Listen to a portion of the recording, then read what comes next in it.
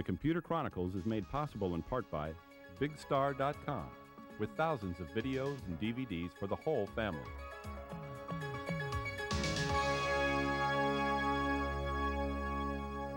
Hi, and welcome to the Computer Chronicles. I'm Stewart Cheifet.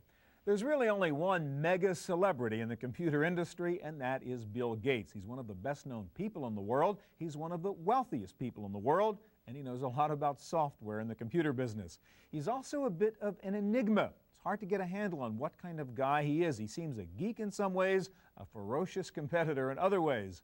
We recently had the unique opportunity to tape an exclusive interview with Gates.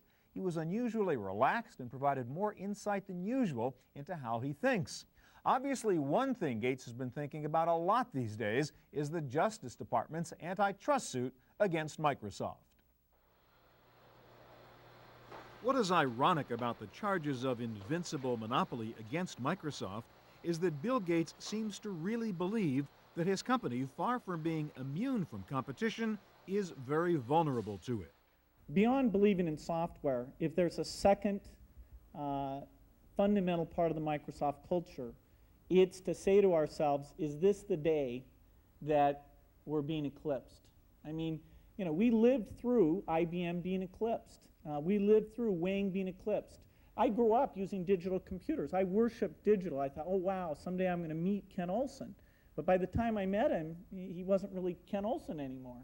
We are in the customer feedback loop. We're seeing our shortcomings all the time. You know, the support call that takes 2 hours, the opaqueness of our interface. We are very good at giving ourselves a hard time about, you know, the things that we're going to have to fix to be able to stay around and play a role.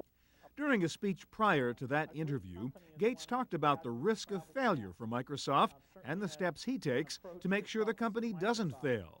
You know, about a decade ago, people would always send me mail saying, we won a certain account.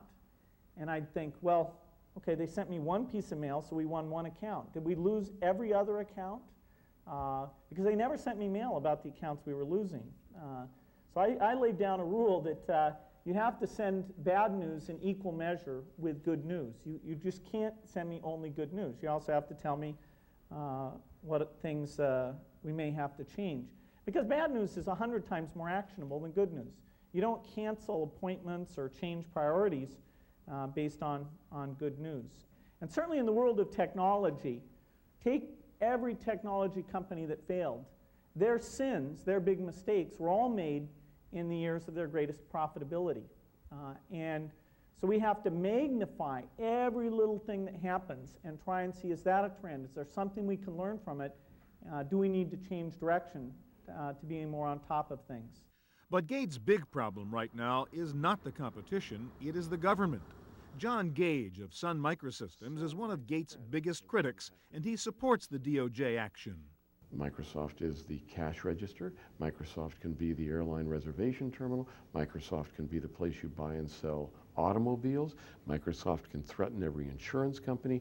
Microsoft's at this monopoly position far more pervasive than Standard Oil ever was, because the entire economy now depends upon these things working.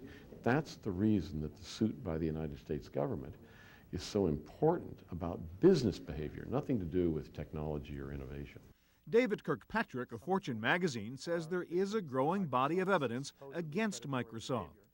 There is an increasing body of opinion, and government says evidence, that they have actually broken the law in the way they compete, and that they have used illegally heavy-handed tactics in, you know, forcing people to exit from businesses that inconvenience them, and using their dominance to pressure companies to withdraw products or to slow down development or change development. If that's proven, I believe it ought to be stopped. While the immediate threat to Microsoft is the antitrust action, there is a growing sense that Microsoft and Gates really are at risk, not because of the government, but because of changes in computer technology. The whole desktop model, the strength of the Windows monopoly, is giving way to a new connected computing model in which operating systems may become irrelevant. There's a real irony right now, and that is that at the same time that the government is really honing in and potentially poised to seriously inhibit Microsoft's competitive capabilities as they've defined them themselves. The market, at the same time, is changing in such a way that really could hurt Microsoft. The risks to Microsoft of the developing movement towards thin client computing and technology that will not be Windows-based, that will be disseminated far more ubiquitously in our lives. And people are talking about, you know, the world of 6 billion connected devices in a few years, and asking what percentage of those devices will be carrying a Microsoft operating system. And I think most people who ask that question presume that the answer is a fairly low percentage. You know, our view is there's no way that Microsoft is going to be able to own 85% of that market. So this whole idea, which is really sits at the center of the Department of Justice suit with Microsoft, that they somehow have this monopolistic advantage over the rest of the market, we just don't think will play out in the future. I think Microsoft is in a fragile position, and I think Bill Gates realizes this. On the one hand, he must invest a lot, much more than he is, in becoming a competent, professional computer company that makes products that don't break. And he's doing that, to his credit. And he realizes that in this new arena, where the PC is a tiny part of the overall computing environment, to move into the small devices, into the consumer devices, into the appliances, the refrigerators, the air conditioners, he has nothing that works there. The growth of information appliances and mobile computing devices is opening up new opportunities for other software companies. Microsoft clearly is trying to get Windows into all those appliances, but I think it's much harder to make the case for saying that there's a benefit to having your car run the same operating system as your database in the enterprise. So I think it's a harder argument to make. The other problem is, and challenge is for Microsoft, is that if you think about it, the requirements for software in embedded environments are that the software has to be incredibly small and incredibly reliable. And I would challenge anybody to think of a single Microsoft product in their history that you could ever have described as small and completely reliable. Indeed, many of Gates' competitors would prefer that the market, rather than the government, deal with the power of Microsoft. Fortune magazine's David Kirkpatrick sees several negatives to the antitrust action. One is that Microsoft does continue to be the engine of the technology industry in many respects, and the degree to which it gets slowed down really could slow down the entire industry. And number two, I think simply having the government meddling around in the technology industry could be a very bad precedent. Frankly, you know, many people say that companies like Netscape have also done similarly heavy-handed things. Oracle, IBM, SAP.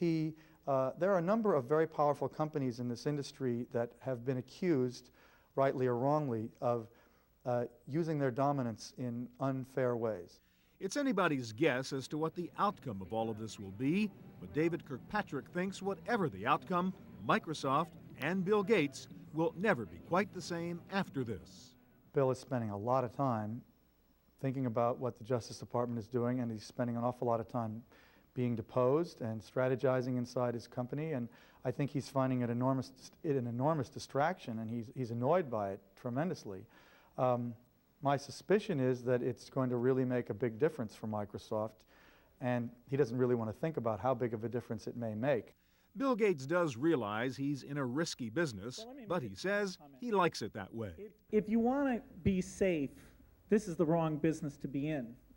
I think the reason most of us are in this business is because things do change, and it's very interesting, and no one, not Microsoft, not Intel, not anyone, has a guaranteed position. Unless you adopt your products, keep hiring the great people, you're not going to be there. You know, it's not like Coca-Cola where you can say, okay, will people be drinking it 20 years from now? Maybe so. That is a good business to be in. I mean, they deserve a high multiple compared to all of us here. Because we're in a business where when you can surf, it's a beautiful thing, but you can fall off the wave very quickly.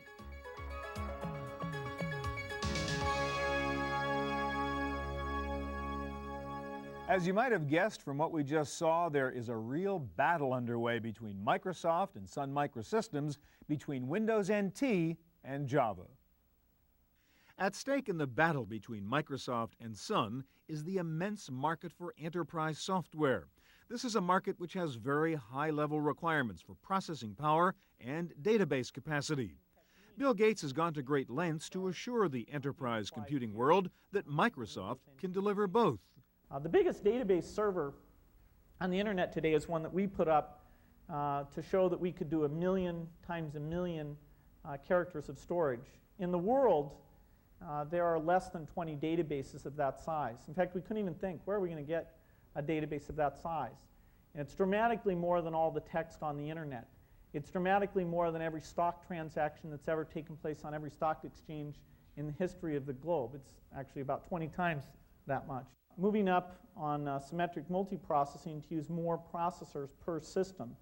We'll go from the 4, 8, or 16 you see today and using non-uniform memory addressing architecture, NUMA approaches, go up to at least 128 processors per system.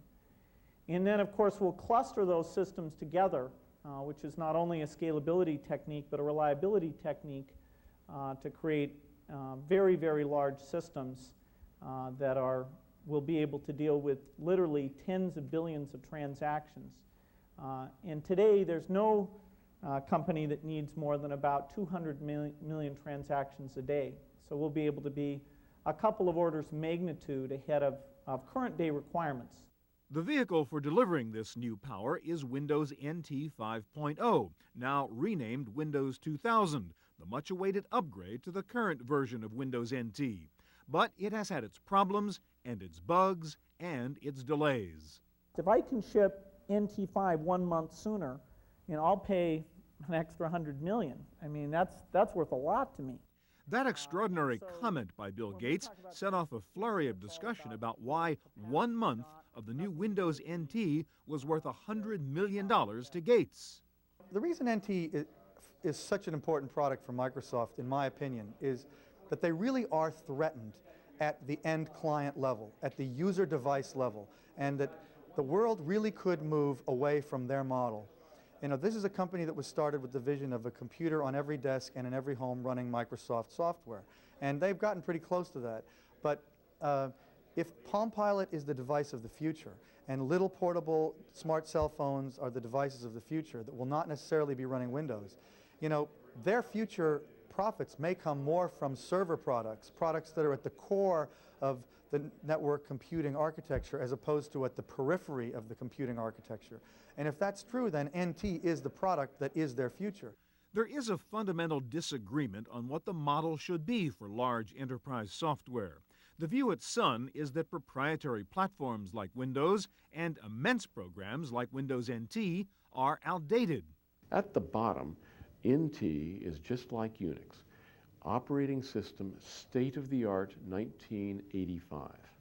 That's when threads were first introduced, little tiny ways of doing things that were very lightweight. That's at the core of NT. It's the core of Unix now.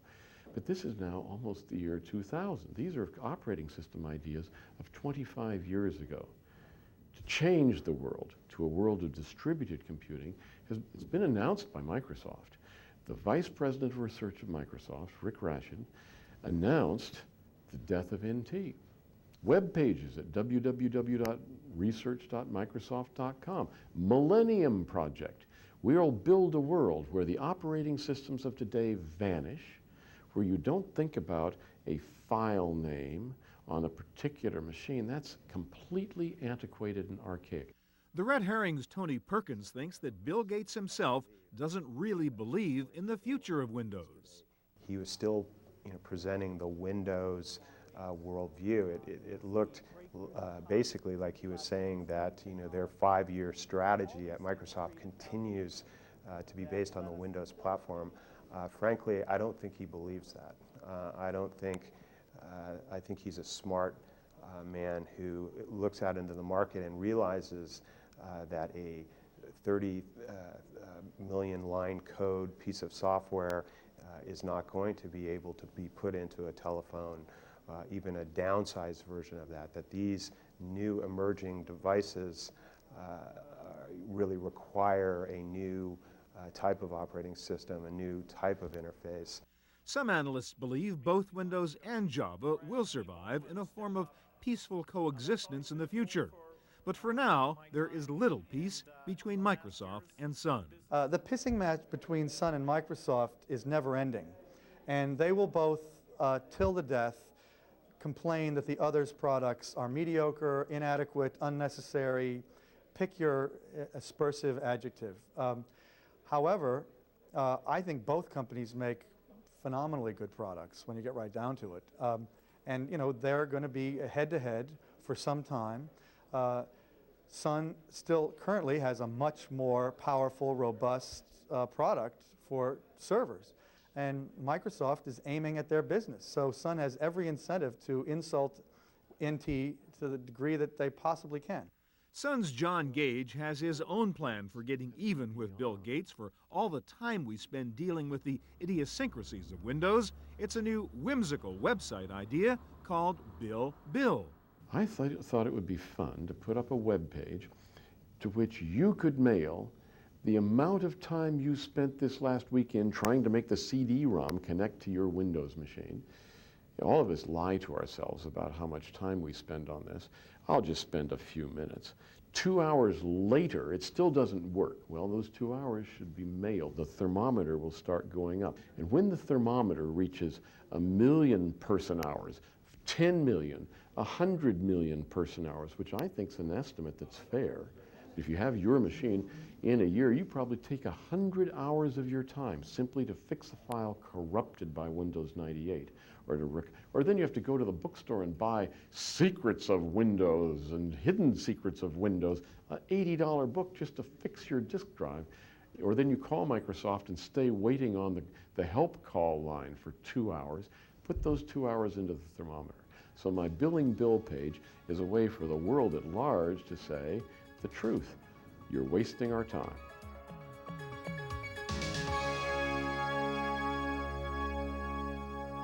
So what is the future for Microsoft and Bill Gates? Are they an unbeatable monopoly or a vulnerable old-fashioned software company? Bill Gates thinks that Microsoft has just begun to tackle the problems of making great software. Computers today, you will look back on these things as pretty bad. They don't see, they don't listen, they don't speak, they don't learn. They are cryptic. I mean, you could say everything we've done to date, which, you know, for a lot of people here is about 25 years of work, you could say it's a warm-up. It's certainly a warm-up in terms of the impact on society. It's certainly a warm-up in terms of the size of the business opportunity. And so it means that the next 25 years should be even more fun than the ones in the past. Even Gates critic John Gage thinks Microsoft is making some very good moves for the future and fixing some of the problems of the past. Microsoft today, in 1998, with wonderful programmers, some of the world's best who have only been there a few years, when Butler Lampson from DEC, Gordon Bell from DEC, where Alvy Ray Smith, when it's Jim Kojima, when the people that are the world's best programmers hired recently by Microsoft arrived, they found a group of amateur programmers who had never been fixing anything, paid very little money. They essentially gave a failing grade to all the people at Microsoft in the software divisions. There is some concern that Microsoft, with its very wealthy stock-optioned employees, could be getting a little fat and lazy, and that some of its better programmers might just want to call it quits. But Gates says he isn't concerned. I knew that a lot of people would retire when they got very wealthy. I'm actually surprised more haven't retired. And from time to time, there comes a person where we have to say, hey, you should retire. You know, excellence is what it's all about. It's not some game of you know, let's have the same old club meeting we had 10 years ago. But people have wanted to work, and they've risen to the challenge better than I would have expected. And that's, you know, just the run of luck we've had, and it makes it a lot of fun. In fact, Gates says the financial success of Microsoft's employees means fun has to be one of the key motivators for the people who work there. They come to work every day because they like their job. And it's fun to think that's the threshold test a company has to meet. It's not, haha, they'll be in here today, they need the paycheck, ha ha ha ha. I mean, is that really how the rest of business works? Well, we don't have that advantage. If so, you know, our people are there because it's very exciting. The frontiers are still out there in front of us. Perhaps what should bother Bill Gates is a growing animosity toward him and Microsoft, an attitude that was prevalent at a recent panel discussion led by Fortune magazine's David Kirkpatrick. I was really struck at the Microsoft panel yesterday at the animosity toward Microsoft among the attendees at this conference.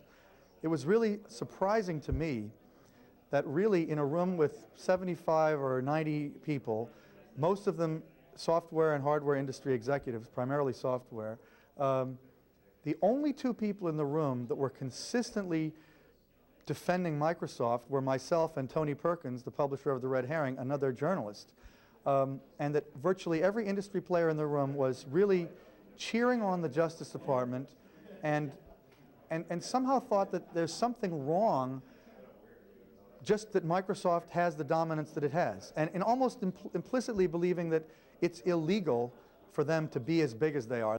Tony Perkins may be David Kirkpatrick's ally in articulating the value of Microsoft to the computer industry, but even Perkins says the decade of Microsoft dominance may be ending. In this era where we see an explosion in new computer devices and platforms, none of which I think will be dominated, none of the new categories will be dominated by Microsoft.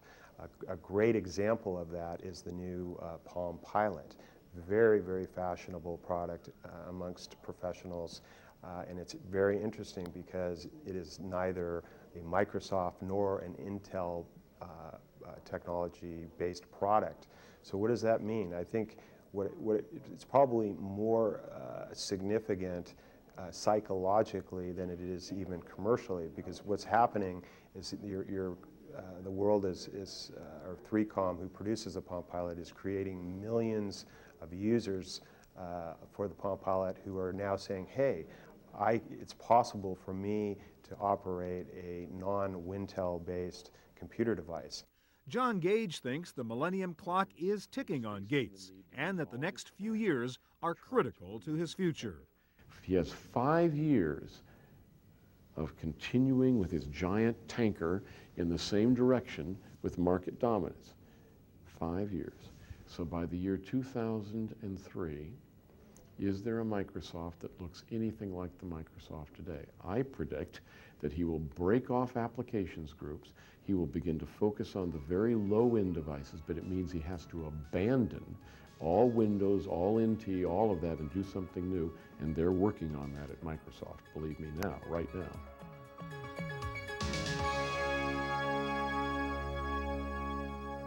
Well, we've looked at the complex world of Microsoft and the challenges Bill Gates faces in the next decade, but will Bill Gates be there to tackle those challenges? What does he see in his future? An even bigger Microsoft? More money? At any point in Microsoft's history, I saw a path that if things went well and we did a great job, to double the size of the company. And if anybody had said to me, but can you make the company 4 times the size, I would say, no, I don't think so. When we were 100 million, I would have said, I don't think we can get to 400 million. Or 400 million, I don't think we can get to 1.6 billion. And, you know, the higher you get, the further down there is to fall. It's pretty far at this point. And I have to say, I feel exactly the same way I've always felt. If things went extremely well, I can see how we get to double the size we are today. But I don't see any way, from where I'm sitting right now, since I'd actually have to do it, to get to 4 times our current size. And that doesn't bother me at all. I mean, you know, making a few billion here, a few billion there, it's okay. Alex View says we are seeing a new Bill Gates, a calmer, more mature Gates. Gates has reached a point of his life where success is not anymore an issue, where recognition is not anymore a theme, because he's as popular as a president of a big nation, even as popular today around the world, and as respected as the President of the United States.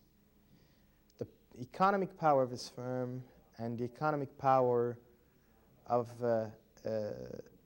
his personality, because he owned so much of Microsoft, supersedes everything else.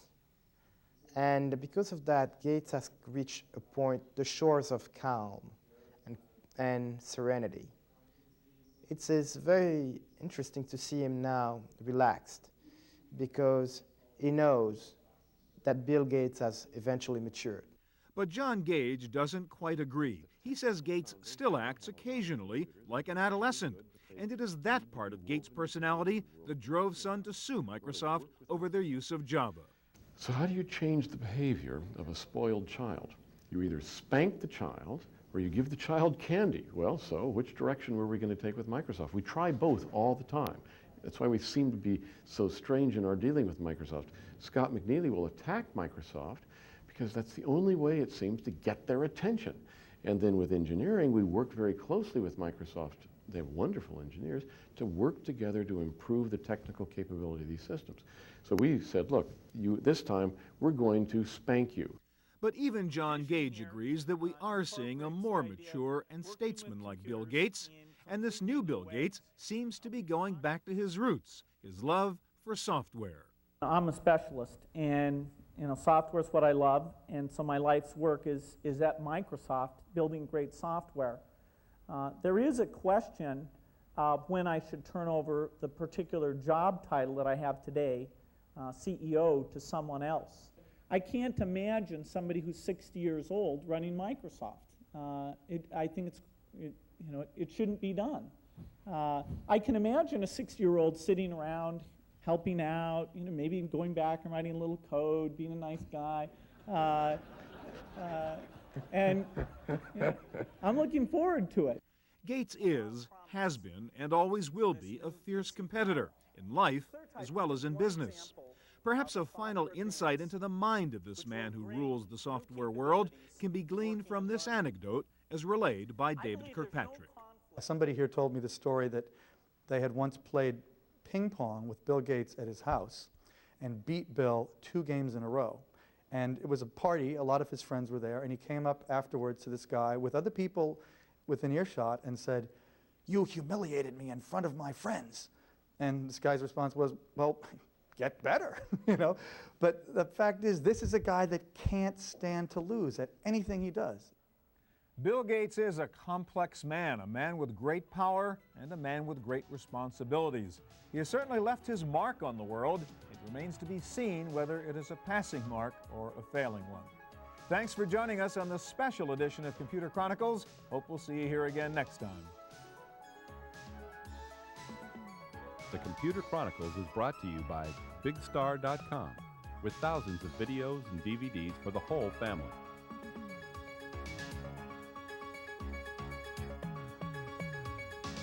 To purchase a videotape copy of today's program, call toll-free 1-888-310-7850. Please specify the show number and the topic.